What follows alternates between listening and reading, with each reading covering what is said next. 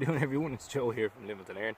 I've had an awful lot of requests to see this particular tarp setup and how it's set up, and I thought I'd share with you. Now, tarp videos are very hard to make, so bear with me. It's taken me a long time to make this one, but I just decided that I got to get it done.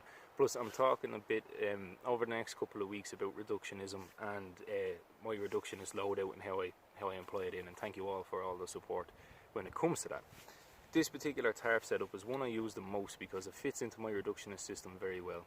The main things about that I look at when I'm looking at especially large things like shelters is T.C.R. is time, calorie and resources. So if I'm going to put my efforts into learning something and before springboarding off into the more complicated stuff, I'm going to look at how long it's going to take me to do it in a varying scenarios, how much calories it's going to use, and I'll talk about calories more in depth in other videos, but calories are your fuel for the outdoors, so the less of them you've got to use in a bad situation or in any situation, the better.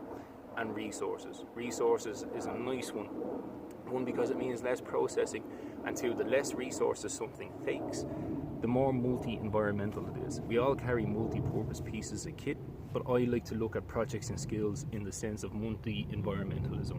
Will it do me if I'm out on a hike, on a trail in a mountain, on the beach with my kids if they need a bit of shade, or out in the forest like I am now with very minimal kit? So the less chopping I got to do, the less calories I got to use, the less time I got to make, well then that's where I'm going to focus. Bit of T.C.R. And this tarp tent, I don't know the actual name of it, there might be, but this tarp tent is a DD 3x3. It doesn't have to be a DD branded one. This is the ultralight one. The jury's still out with me on whether I'm a fan of the ultralight one or not, but square is where you want it to be.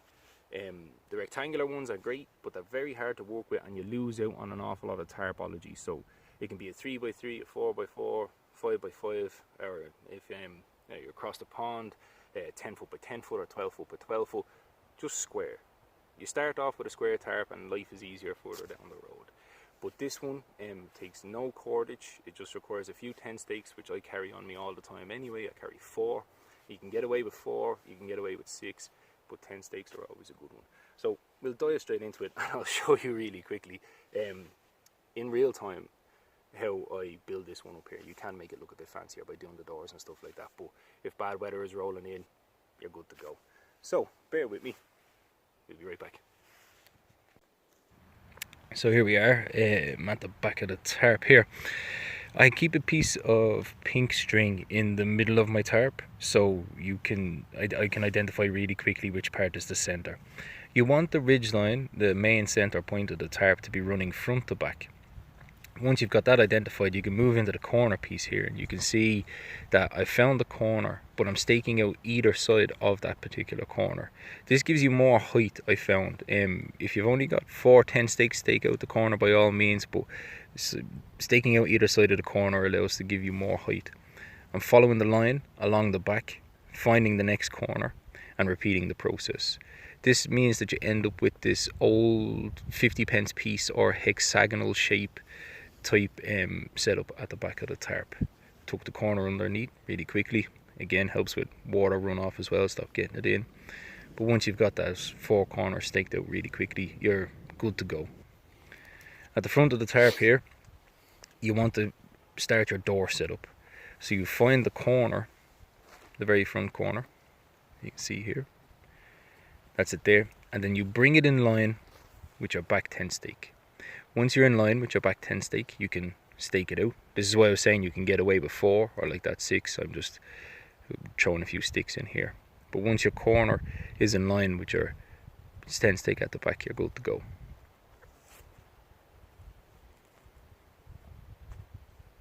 You're just repeating the process then over the far side. Lining your corner piece up with your rear peg.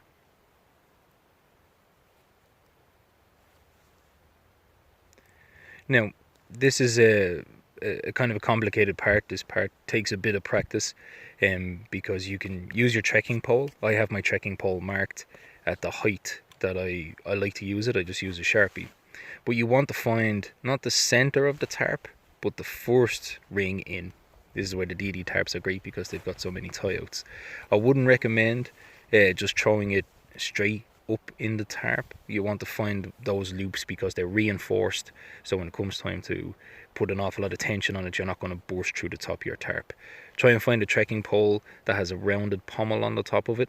If you are using a stick, I recommend throwing a shamag or your hat or something around the top, just so you don't damage your tarp. It's the last thing you want to do. So I'm just going in, checking for size and ventilation. Again, I'm 6'2", I'm fairly long, and this is plenty of space for me and my gear and my entire bedroll. And that's about that. So there you go. Easy peasy, lemon squeezy. They can be made as complicated or as uncomplicated as you want, but remember, T.C.R, time, calorie, resources. Very quick, very simple. I got my gear in, out of the rain. If I want to dive in there, there's plenty of space for me to keep me out of the elements. So there you go. I hope that helps somebody, and if you give it a bash, I'd love to see your attempt at it. Joe from Living to Learn.